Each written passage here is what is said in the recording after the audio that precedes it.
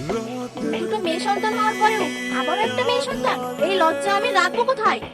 আমি তোকে আর বাঁচিয়ে রাখবো না, আমি তোকে এখানেই মেরে ফেলে দিয়ে যাবো, আর কেউ দেখতেও পাবে না।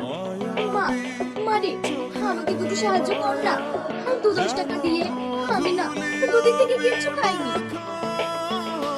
এখন বাচ্চাটাকে মেরে ফেললে অনেক বড় প্রবলেম হয়ে যেতে পারে।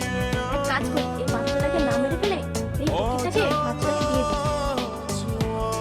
তুই সাহায্য চাইছিস না, আমি তোকে সাহায্য করবো, তার বিনিময়ে এই বাচ্চাটা তোকে নিতে হবে।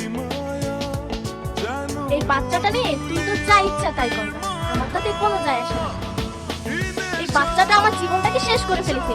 এই নে টাকা, এই নে বাচ্চা, আর তোর সাহায্য।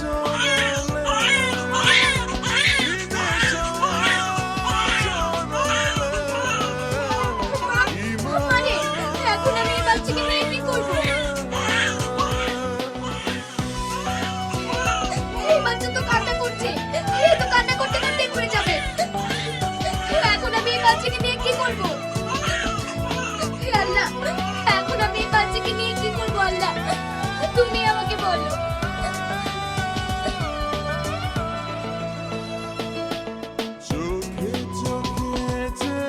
বাবা, আমাকে একটু সাহায্য করো না বাবা।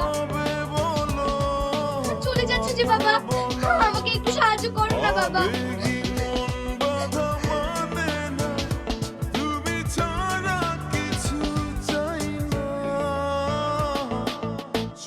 বাবা, আমাকে দুটো সাহায্য করো না, আমি খুব অসহায় অবস্থায় আছি গো বাবা, আমাকে দুটো সাহায্য করো না। আমি দুদিন থেকে কিচ্ছু খাইনি গো বাবা, কিচ্ছু খাইনি।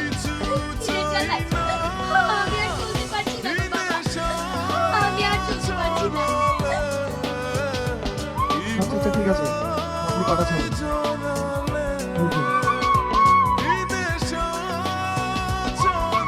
দুনিয়াটা কত আজব, তাই না? সবারই কোনো না কোনো অভাব আছে। এই যে আপনার খিদে পেয়েছে, আপনার খাবার অভাব, টাকার অভাব। আর এদিকে আমার বাড়ি গাড়ি টাকা পয়সা সয় সম্পত্তি সব কিছু আছে, নাই শুধু একটা সন্তান। একটা সন্তানের অভাবে আমার বউটা প্রায় পাগল হয়ে গেছে। এখন আমি নিজেই বুঝতে পারছি না যে আমি কি করবো। সবারই কোনো না কোনো অভাব থাকে, কি অদ্ভুত এই পৃথিবী বলেন।